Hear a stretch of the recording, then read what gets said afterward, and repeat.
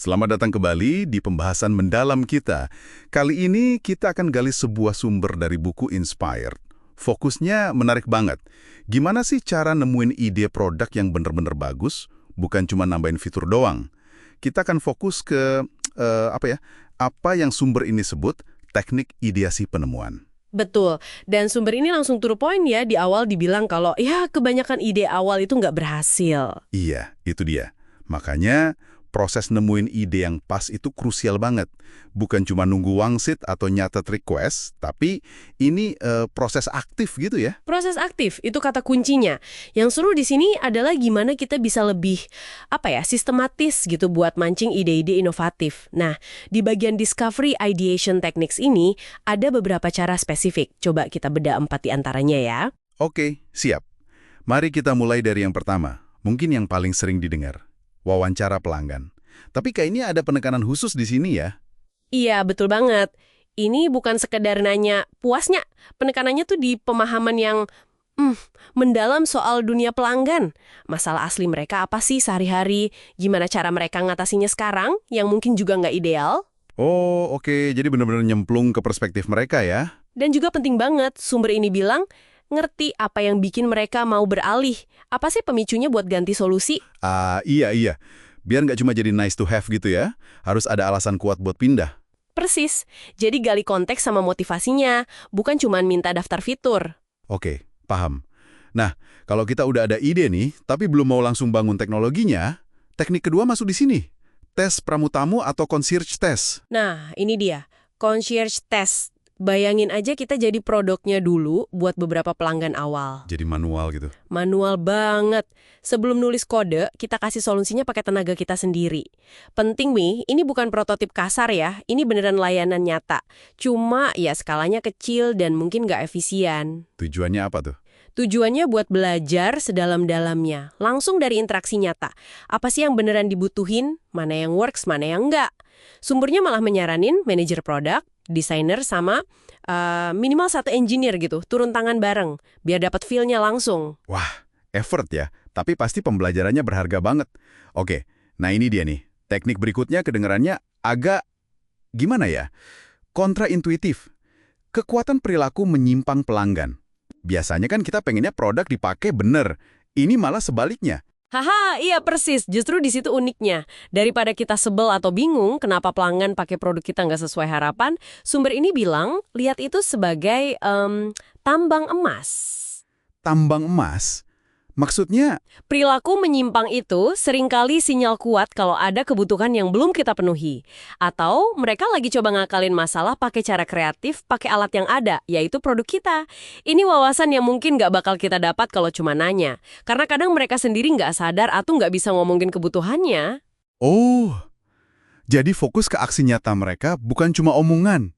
Menarik. Ini berlaku luas juga ya berarti. Iya, sumber juga nyinggung ini berlaku buat pihak ketiga, misalnya developer yang pakai API kita. API, antar muka pemrograman aplikasi itu ya? Betul. Kalau mereka pakainya kreatif atau di luar dugaan kita, itu juga bisa jadi sumber inspirasi bagus. Jadi intinya, lihat penggunaan di dunia nyata, bahkan yang salah. Oke. Kebayang. Teknik keempat nih, hack days. Ini kan banyak ya perusahaan yang ngadain, tapi apa bedanya di sini? Nah, ini bukan sekedar acara buat seneng-seneng atau lepas penat aja ya, menurut sumber ini. Hack days yang efektif itu terarah. Ada tujuannya. Tim, terutama engineer yang biasanya paling ngerti teknologi dan kemungkinannya, didorong buat inovasi dan bikin prototipe cepat.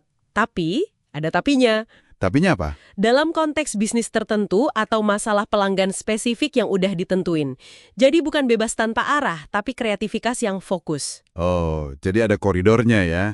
Dan ini nyambung ke ide soal tim misionaris versus tentara bayaran itu ya? Tepat sekali. Hack days yang terstruktur gini bisa jadi cara bagus buat numbuhin semangat misionaris. Orang-orang yang benar-benar peduli sama masalah pelanggan, sama visi perusahaan. Mereka proaktif cari solusi, bukan cuma nunggu disuruh ngerjain tugas kayak tentara bayaran. Kasih mereka ruang inovasi yang relevan, itu bisa memicu ide keren sekaligus bikin mereka merasa lebih memiliki. Sip. 4 teknik yang beda-beda tapi kayaknya saling melengkapi ya buat gali ide. Tapi ada catatan penting juga kan ya di akhir? Penting banget. Sumber ini ngingetin, semua teknik ini, wawancara, concierge test, ngamatin perilaku aneh, hack days, itu bisa banget ngasilin ide yang kelihatannya brilian. Tapi, itu baru langkah awal. Ide-ide itu belum terbukti, jangan langsung dibikin.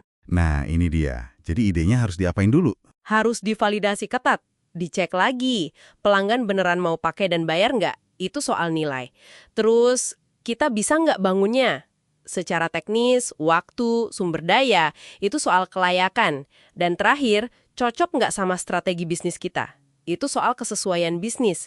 3 itu penting banget dicek sebelum komit bangun produknya. Oke, jelas banget. Jadi intinya nih, buat Anda yang dengerin, nyari ide produk hebat itu bukan nunggu ilham jatuh dari langit ya. Ini proses penemuan yang aktif disengaja. Teknik-teknik tadi itu alat bantunya. Gali dunia pelanggan, coba manual dulu, amati yang aneh-aneh, libatkan tim teknis. Iya, dan yang menarik itu pergeseran fokusnya ya. Bukan lagi nanya, bikin fitur apa lagi ya, tapi lebih ke masalah penting apa sih yang bisa kita beresin buat pelanggan? Terus gimana cara nyelesainya yang lebih inovatif, lebih baik dari yang udah ada? Nah, teknik-teknik tadi itu bantu kita jawab pertanyaan-pertanyaan itu. Oke, sebagai penutup nih, mungkin satu pemikiran buat Anda renungkan. Nyambung dari teknik perilaku menyimpang tadi. Coba deh perhatikan, tanpa ngejudge ya, cara-cara aneh atau nggak terduga pelanggan Anda atau bahkan teman kerja Anda pakai produk atau layanan Anda sekarang. Peluang tersembunyi apa ya yang mungkin lagi nunggu di situ? Sampai jumpa di pembahasan mendalam kita berikutnya.